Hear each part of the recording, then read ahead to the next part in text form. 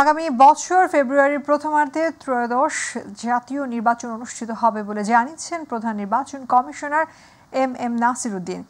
বিকালে রংপুর বিভাগীয় কমিশনার কার্যালয়ে রংপুর বিভাগের ৮ জেলার ডিসি-এসপিদের সঙ্গে বৈঠক শেষে সাংবাদিকদের প্রশ্নের জবাবে তিনি কথা বলেন। সিসি বলেন, আগামী জাতীয় নির্বাচনে আইনশৃঙ্খলা একটি বড় চ্যালেঞ্জ। প্রতিনিধি মাহমুদুল হাসানের তথ্যচিত্রে আতিকুর রহমান তিতাসের রিপোর্ট। রংপুরের উত্তম এলাকায় বিভাগীয় কমিশনার কার্যালয়ে রংপুর বিভাগের ৮ জেলার ডিসি-এসপিদের সঙ্গে বৈঠক করেন প্রধান নির্বাচন কমিশনার এম নাসির উদ্দিন। বৈঠক শেষে সাংবাদিকদের প্রশ্নের জবাবে তিনি জানান, আগামী বছরের ফেব্রুয়ারির প্রথম সপ্তাহে ত্রয়োদশ সংসদ নির্বাচন হবে। ইলেকশন তো ফেব্রুয়ারির প্রথমার্ধে হবে, ইনশাআল্লাহ নেক্সট ফেব্রুয়ারির প্রথমার্ধে হবে। বিশৃঙ্খলা করতে দেওয়া হবে না, নাম্বার ওয়ান। সময় আসলে দেখতে পাবেন যে আমরা কাদেরকে কাজে লাগাচ্ছি, কাদের মাধ্যমে এই ইলেকশনটা পরিচালনা করার উদ্যোগ নিয়েছি। দেখবেন আপনারা, আমাদের একটা সুন্দর ক্রেডিবল গ্রহণযোগ্য ইলেকশন করার জন্য যা যা করার দরকার আমরা তা করব। এর আগে সকালে রংপুরের সাংবাদিকদের সঙ্গে বৈঠক করেন সিইসি। তিনি বলেন, দেশের বর্তমান পরিস্থিতিতে আগামী জাতীয় নির্বাচনে আইন শৃঙ্খলা একটি বড় চ্যালেঞ্জ হলেও নির্বাচন ঘনিয়ে এলে পরিস্থিতির উন্নতি হবে। একটা মানুষের যে বিশ্বাস, আস্থা জায়গাটাকে সৃষ্টি করে দেওয়া, এটি একটা সবচেয়ে বড় চ্যালেঞ্জ হয়ে গেছে।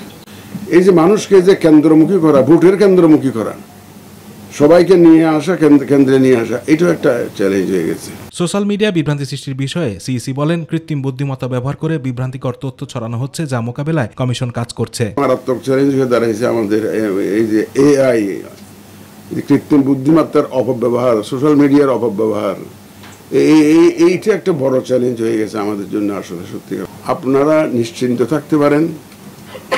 থাকতে পারেন যে আমরা অত্যন্ত সুন্দর একটা ইলেকশন জাতিকে উপহার দিতে চাই। আমাদের মাননীয় প্রধান উপদেষ্টা এটা জাতির কাছে অঙ্গীকার করেছে। আতিকুর রহমান তিতাস, মাই টিভি।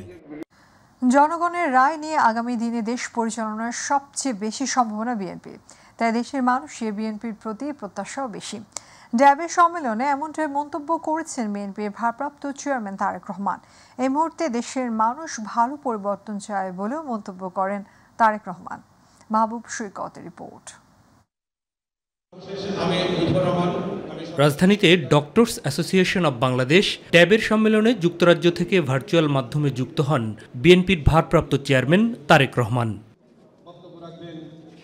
জাতীয়তাবাদী দলের সহযোগী এই সংগঠনের কাউন্সিলরের উপস্থিতিতে প্রধান অতিথির বক্তব্যে বিএনপির প্রতি মানুষের প্রত্যাশার কথা তুলে ধরেন তিনি। যেহেতু বাংলাদেশ জাতীয়তাবাদী দল বিএনপির সবচাইতে বেশি সম্ভাবনা দেশ পরিচালনা করার একটি নির্বাচনের মাধ্যমে অবশ্যই, সেই জন্য বিএনপির কাছে প্রত্যাশা করে বেটার কিছু, ভালো কিছু চেঞ্জ করার, একটি পরিবর্তন আনার। আমাদেরকে সেই শুরুটা করতে হবে। দেশের মানুষ পরিবর্তন চায় মন্তব্য করে সব ক্ষেত্রে জবাবদিহিতা নিশ্চিতেরও সংশ্লিষ্টদের প্রতি আহ্বান জানান বিএনপির শীর্ষ এই নেতা। প্রত্যেকটি মানুষ একটি পরিবর্তন যাচ্ছে, একটি ভালো পরিবর্তন চাইছে। মানুষ চায় সামনের দিনগুলো যাতে ভালো হয়। সকলে মিলে চেষ্টা করি, নিশ্চয়ই আমরা একটি প্রক্রিয়ার, সুন্দর ভালো অ্যাকাউন্টেবল একটি প্রক্রিয়ার শুরু আমরা করতে পারব। অন্য পেশার মতো চিকিৎসকদেরও জবাবদিহিতার মানসিকতা দেশের প্রত্যাশা বলেও মন্তব্য করেন তিনি। প্রত্যেকটি মানুষকে জবাবদিহি করতে হয়, যে যেই অবস্থানেই আছেন না কেন, প্রত্যেকের একটি জবাবদিহিতা আছে। রাজনৈতিক দলের মধ্যেও জবাবদিহিতা এবং গণতন্ত্র চর্চা জনপ্রত্যাশা মন্তব্য করে বিএনপি সেই প্রত্যাশা পূরণের চেষ্টা করবে বলেও জানান তারেক রহমান। বিভিন্ন সীমাবদ্ধতার কারণে সম্পূর্ণভাবে একটি দলের ভিতরে সেই প্রক্রিয়াটি এখনো চালু হয়ে ওঠেনি বাংলাদেশের রাজনৈতিক দলগুলোর মধ্যে। গণতন্ত্রের ভিতকে ধীরে ধীরে আমাদেরকে মজবুত করে গড়ে তুলতে হবে। দেশ করতে সবাইকে সম্মিলিত ভূমিকা রাখারও আহ্বান ছিল তারেক রহমানের বক্তব্যে। প্রত্যেকটি মানুষকে একটু করে হলেও কন্ট্রিবিউট করতে হবে এবং আমরা সেটা পারবো। এবারই প্রথমবারের মতো কাউন্সিলরদের প্রত্যক্ষ ভোটে নির্বাচিত হবে ড্যাবের নেতৃত্ব। জাতীয় জীবনে সেই কাজটা হয়েছে। দীর্ঘ বছরগুলোতে আমরা কোনো সুষ্ঠু নির্বাচন পাইনি। হিংসা, জিজ্ঞাসা, আপনার এর মধ্য দিয়ে যে একটা কালচার তৈরি করেছি, এই কালচারটা আমাদেরকে ধ্বংস করে দিচ্ছে। সম্মেলনে মহাসচিব সহ দলের শীর্ষ নেতারা বক্তব্য রাখেন। মাহবুব সৈকত, মাই টিভি, ঢাকা। পতিত ফ্যাসিস্টরা জাতীয় নিরাপত্তার জন্য হুমকি, তারা বাংলাদেশের রাজনৈতিক দল ছিল না বলে দাবি করেছেন বিএনপির স্থায়ী কমিটির সদস্য সালাউদ্দিন আহমেদ।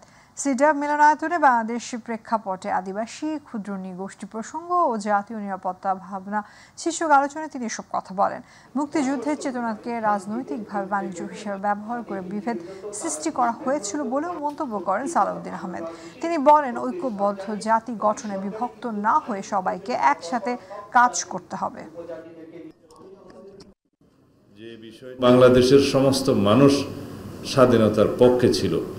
আমরা যারা স্বাধীনতার বিপক্ষে ছিল বলে যাদেরকে আমরা বিভক্ত করতে চাই, তাদের মধ্যেও বাংলাদেশের স্বাধীনতার পরে সেই স্বাধীনতাকে অস্বীকার করার মতো কোনো প্রকাশ্য মানসিকতা আমরা দেখিনি।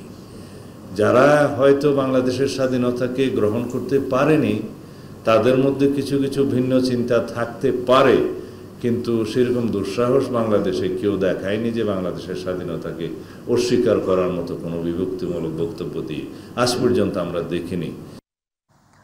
অন্তর্বর্তীকালীন সরকারকে নির্বাচন রোডম্যাপ ঘোষণার জন্য অভিনন্দন জানিয়েছেন বিএনপি স্থায়ী কমিটির সদস্য ডক্টর মঈন খান।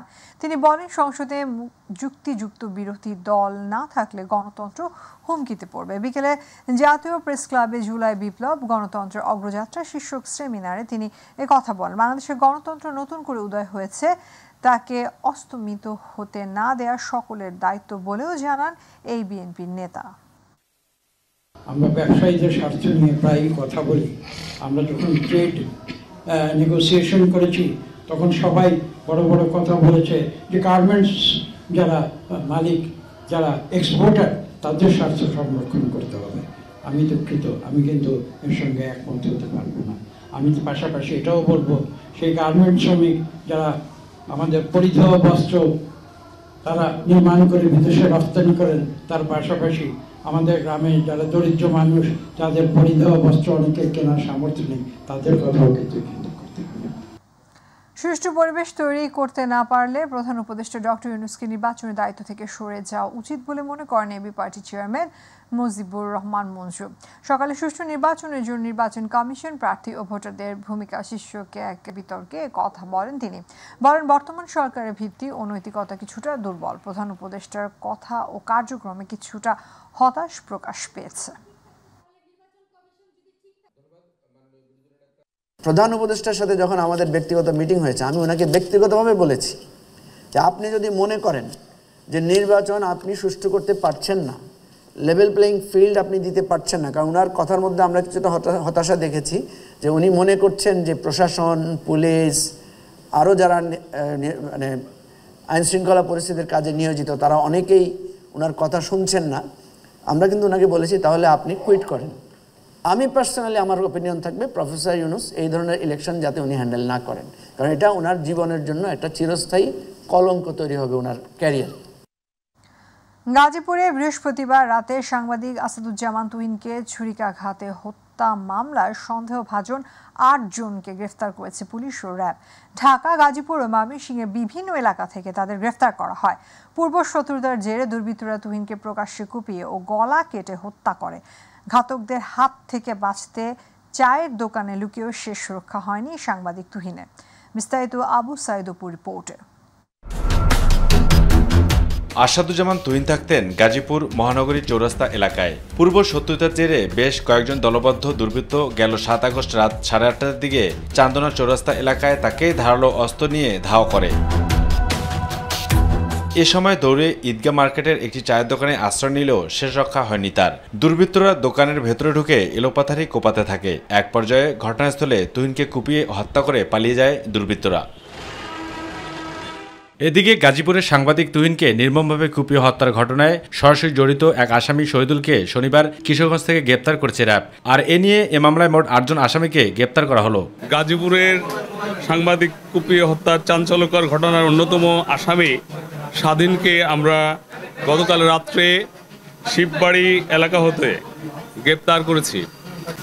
এই ঘটনার সাথে জড়িত স্বাধীন অন্যতম আসামি এবং আমরা ভিডিও ফুটেজ, ওপেন সোর্স এবং আমাদের ইন্টেলিজেন্সের মাধ্যমে তাকে আমরা গ্রেপ্তার করতে সক্ষম হয়েছি। এর আগে দুপুরে প্রেস ব্রিফিংয়ে গাজীপুর মেট্রোপলিটন পুলিশ জিএমপির কমিশনার ডক্টর নাজমুল করিম খান জানান, সিসিটিভির ফুটেজ বিশ্লেষণ করে তুহিন হত্যাকাণ্ডে সরাসরি 8 জনের সম্পৃক্ততার প্রমাণ মিলেছে। 24 ঘন্টার মধ্যে সর্বোচ্চ এফোর্ট দিয়ে সকলকেই, একজন আসামি ছাড়া সকলকে গ্রেপ্তার করতে সক্ষম হয়েছি।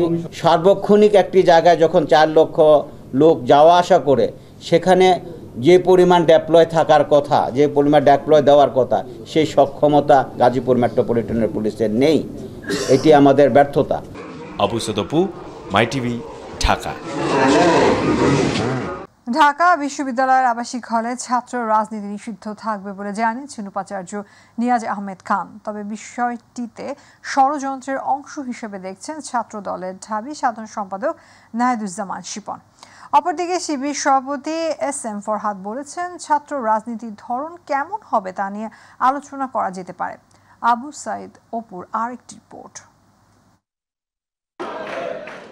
ঢাকা বিশ্ববিদ্যালয়ের সব হলে ছাত্রদলের কমিটি ঘোষণাকে কেন্দ্র করে শুক্রবার গভীর রাতে বিক্ষোভে নামেন শিক্ষার্থীরা। অবস্থান নেন উপাচার্যের বাসভবনের সামনে। এক পর্যায়ে রাত 2টার দিকে শিক্ষার্থীদের সঙ্গে কথা বলেন ঢাবির উপাচার্য অধ্যাপক ডক্টর নিয়াজ আহমেদ খান। জানান, ঢাকা বিশ্ববিদ্যালয়ের আবাসিক হলে ছাত্র রাজনীতি নিষিদ্ধ থাকবে। রাজনৈতিক কর্মকাণ্ডের বিষয়টি নিয়ন্ত্রিত থাকবে এবং সেটি হল প্রশাসন যেভাবে চাইবে সেভাবে হবে।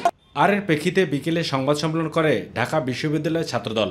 আবাসিক হলে ছাত্র রাজনীতি নিষিদ্ধ করাকে ষড়যন্ত্রের অংশ বলে মন্তব্য করেন সাধারণ সম্পাদক নাহিদুজ্জামান শিপন। কিভাবে ছাত্র সংগঠনগুলো তার রাজনৈতিক কর্মকাণ্ড পরিচালনা করবে, বিশ্ববিদ্যালয়ের প্রশাসনের পক্ষ থেকে সুস্পষ্ট ব্যাখ্যা তারা দিবে।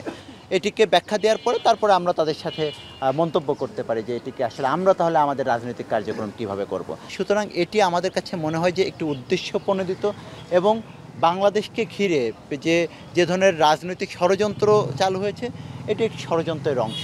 পৃথক সংবাদ সম্মেলনে ঢাকা বিশ্ববিদ্যালয় ইসলামী ছাত্র শিবিরের সভাপতি SM ফরহাদ বলেন, হলে কেমন রাজনীতি হবে সেটা নিয়ে আলোচনা হতে পারে, তবে নিষিদ্ধের অধিকার কারো নেই। বিশ্ববিদ্যালয় প্রশাসনের মৌখিক ঘোষণার প্রতি আমরা আস্থা রাখতে পারি না। এই দিক থেকে আগের বিষয়গুলো পর্যালোচনা করে আমরা যেটা বলবো সেটা হচ্ছে, বিশ্ববিদ্যালয় প্রশাসনের এখন দ্রুততম সময়ের মধ্যে যেটা উচিত সেটা হচ্ছে প্রত্যেক স্টেক হোল্ডারের সাথে বসে একটা কনসেনসাসের ভিতরে মাধ্যমে সবার ঐক্যমতের ভিত্তিতে একটা লিখিত ফরম্যাটে নিয়ে আসা, যে ফরম্যাটে যে রাজনীতি করতে চাইবে না তারও যেমন অধিকার হরণ হবে না, যে রাজনীতি করতে চাইবে তারও কোনো ধরনের সাংবিধানিক অধিকার হরণ হবে না। একই সাথে আবু সদপু, মাইটিভি, ঢাকা। রেসপন্স করতে পারি নাই। আবারও অস্থির হয়ে উঠেছে পেঁয়াজ ও কাঁচা মরিচের বাজার। গত সপ্তাহে যেখানে খুচরা বাজারে প্রতি কেজি দেশি পেঁয়াজ বিক্রি হয়েছে 55 থেকে 60 টাকায়, শনিবার তা বিক্রি হচ্ছে 80 থেকে 85 টাকায়। এদিকে কাঁচা মরিচের বাজারে একদিনের ব্যবধানে প্রতি কেজিতে বেড়েছে 50 থেকে 60 টাকা। সামনে দাম আরও বাড়তে পারে বলে আশঙ্কা করছেন ব্যবসায়ীরা। বিস্তারিত শিমুল খানের রিপোর্টে। স্বস্তির বাজারে আবারও অস্থিরতা, বেড়েই চলেছে পেঁয়াজের ঝাঁজ। কেজিতে 15 থেকে 20 টাকা পর্যন্ত বেড়ে পেঁয়াজ বিক্রি হচ্ছে 80 থেকে 85 টাকায়। প্রকারভেদে কোথাও প্রতি কেজি পেঁয়াজে গুনতে হচ্ছে 90 টাকা। গত মাসেই 240 টাকা করে নিলাম 5 কেজি, আর আজকে নিলাম 350 টাকা। মিডলম্যান যারা আছে আর তারাই এই দামটা কৃত্রিমভাবে বাড়াচ্ছে। পেঁয়াজের দামে হঠাৎ এই ঊর্ধ্বমুখীতে বিপাকে পড়েছে ভোক্তারা। পেস্টের দামটা হঠাৎ করে বৃদ্ধি হয়ে গেছে, যার কারণে আমাদের সাধারণ মানুষের কেনার মনে করেন বাইরে চলে গেছে। কাউরান বাজারের পাইকারি ব্যবসায়ীরা জানেন না মূল্যবৃদ্ধির কারণ। এর পিছনে বৃষ্টিকে দুষছেন তারা। গৃহস্থরা দাম বেশি যায়, আমাদের খরিদ করতে হয় বেশি দামে, বিক্রিও করতে হয় বেশি দামে। গৃহস্থরা কম দামে বিক্রি করলে আমরা কম দামে বিক্রি করবো। পেঁয়াজের বাজার আপনার ঊর্ধ্বগতি অনেক, পার কেজিতে আপনার 20 থেকে 22 টাকা বাইরে গেছে। আমদানি কম, বাজার বাড়ছে, আমদানি বেশি হইব, বাজার কমে যাবো। অন্যদিকে ঝাঁজ বাড়াচ্ছে কাঁচা মরিচের বাজার। কয়েকদিন থেকেই কাঁচা মরিচ বিক্রি হচ্ছে 200 থেকে 220 টাকায়। একদিনের ব্যবধানে প্রতি কেজি মরিচের দাম বেড়েছে 50 থেকে 60 টাকা অবধি। আমরাও 180 টাকা 160 টাকা বিক্রি করছি, আজকে আমরা 160 টাকা 180 টাকা কিনছি, আমাদের 200 টাকা বিক্রি করতে হয়েছে। দেশি মরিচ একদম কম, এই কারণে দাম বেশি। মূল্যবৃদ্ধির কারণ না জানলেও এর পেছনে নানান যুক্তি ব্যবসায়ীদের। এমন পরিস্থিতিতে বাজার নিয়ন্ত্রণে পেঁয়াজ এবং কাঁচামরিচ আমদানি বাড়ানোর দরকার বলে মত ব্যবসায়ীদের। বর্ষাকাল, মরিচের ক্ষেত নষ্ট হয়ে গেছে, যার ফলে এখন দাম বেশি। মরিচের এখন তো সিজন নাই, এখন মরিচের বর্ষার কারণে গাছ মরে গেছে, এই কারণে দামটা বেশি। তদারকিত নাই, কালতে যা ইচ্ছা খুশি মতো পারা। সরকার আমদানি করুক, আমদানি করলে দেখা গেছে বাজার নিয়ন্ত্রণে থাকো, আমদানি না করলে বাজার নিয়ন্ত্রণে থাকো না, 100 টাকা পার হয়ে যাবো। শিমুল খান, মাই টিভি, ঢাকা। 14তম দিনের মতো সরকারি হাসপাতালের অব্যবস্থাপনা, স্বাস্থ্যসেবা সংকট, চিকিৎসা সেবা অবহেলা ও অবকাঠামোগত দুর্বলতার বিরুদ্ধে বরিশাল ব্লকেট কর্মসূচি পালিত হয়েছে। সকাল 10টা থেকে বিকেল 4টা পর্যন্ত চলবে এই কর্মসূচি। বরিশালের বেশ কয়েকটি শিক্ষা প্রতিষ্ঠানের শিক্ষার্থীরা ব্যানার, ফেস্টুন নিয়ে বিভিন্ন স্লোগান দিয়ে বিগত দিনের মতো পালন করে এই কর্মসূচি। এ সময় নগরীর নথুল্লাবাদ বাস টার্মিনালের সড়ক অবরোধ করে। পাশাপাশি সকল সরকারি প্রতিষ্ঠানের স্বাস্থ্য সেবার মান উন্নয়ন না হলে স্বাস্থ্য উপদেষ্টার পদত্যাগের দাবি জানান। আমাদের মূল দাবি সংস্কার। শেরেবাংলা মেডিকেলে আমরা সবাই জানি বরিশালের এখানে নতুন করে কিছু বলার নাই, আমরা ঠিকমতো সেবা পাচ্ছি না এবং ওইখানে একজন রোগীর সাথে 2-3 জন গেলে তারাও অসুস্থ হয়ে যায়। রোগী যদিও সুস্থ হয়, তারা উল্টো অসুস্থ হয়ে যায় এবং আমাদের মূল দাবি এইটাই যে আমাদের সংস্কার, সব কিছু মিলিয়ে আমাদের সংস্কার দরকার। আমরা বরিশাল দক্ষিণাঞ্চলে শেরেবাংলা মেডিকেল কলেজ হাসপাতালে গ্রাম অঞ্চল থেকে নিজের ঘর ভিটা বাড়ি বিক্রি করে তারা এখানে আসে, কিন্তু এখানে এসে তারা দালালদের খপ্পরে পড়ে, স্বাস্থ্য খাতে যে অনিয়ম দুর্নীতি দালালদের খপ্পরে পড়ে।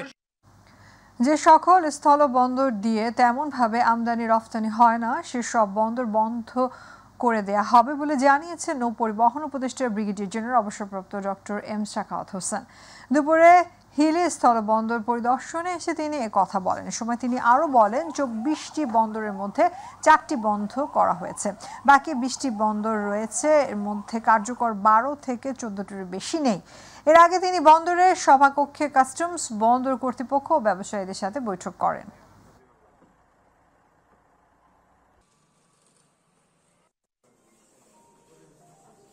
Public private sector private sector তারা নিজেরা পরিচালনা করার চাকরি করতে দিয়েছে।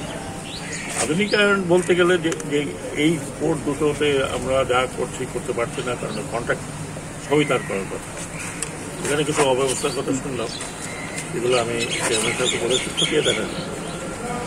তো আর যেটা বললাম যে সমস্ত পোর্ট আমরা সরকার পরিচালনা করতে এখানে যথেষ্ট। যুব ও ক্রীড়া মন্ত্রণালয়ের উপদেষ্টা আসিফ মাহমুদ সজীব ভুইয়া বলেছেন, দেশের সকল স্টেডিয়ামকে খেলাধুলার উপযোগী হিসেবে গড়ে তোলা হবে এবং যথাযথভাবে তার ব্যবহার নিশ্চিত করতে হবে। সকালে শহরের কানাইখালী এলাকায় নাটোর সদর উপজেলা মিনি স্টেডিয়াম উদ্বোধন শেষে নাটোর জেলা পরিষদ মিলনায়তনে ভার্চুয়ালি দেশের 14টি মিনি স্টেডিয়ামের উদ্বোধন অনুষ্ঠানে তিনি এসব কথা বলেন। তিনি আরও জানান, সারা দেশে প্রায় 150টি মিনি স্টেডিয়ামের কাজ শেষ হয়েছে।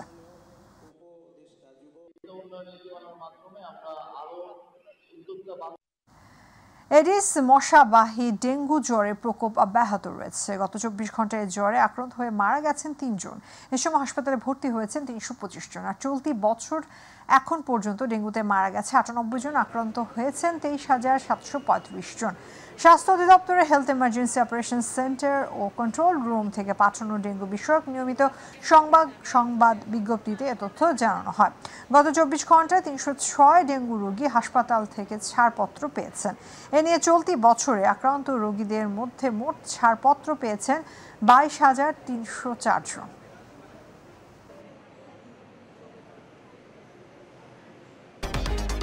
কুমিল্লা নাঙ্গলকোটে ইউপি সদস্য আলাউদ্দিনকে বাড়ির সামনে থেকে তুলে নিয়ে গিয়ে কুপিয়ে ও গুলি করে হত্যার ঘটনার প্রধান আসামিকে ঢাকার হাতিরঝিলের মগবাজার রেলগেট এলাকা থেকে গ্রেফতার করেছে র্যাব। সকালে কুমিল্লা অশোকতলা এলাকার র্যাব অফিসে সংবাদ সম্মেলনে এসব তথ্য দেন RAB 11 Comilla company commander major Sadman Ibne Alam. 3 August দুপুরে আলিয়ারা গ্রামের বাসিন্দা আলাউদ্দিন তার চাচাতো ভাইয়ের জানাজার নামাজ শেষে বাড়ি ফেরার পথে দুর্বৃত্তরা তাকে একটি সিএনজিতে তুলে নিয়ে গুলি ও কুপিয়ে হত্যা করে। পরে ঘটনায় 5 আগস্ট নিহতের ছেলে বাদী হয়ে নাঙ্গলকোট থানায় একটি হত্যা মামলা দায়ের করেন। গতকাল রাত্রে উক্ত মামলার 1 নং আসামি শেখ ফরিদকে গ্রেপ্তার করতে সক্ষম হয়।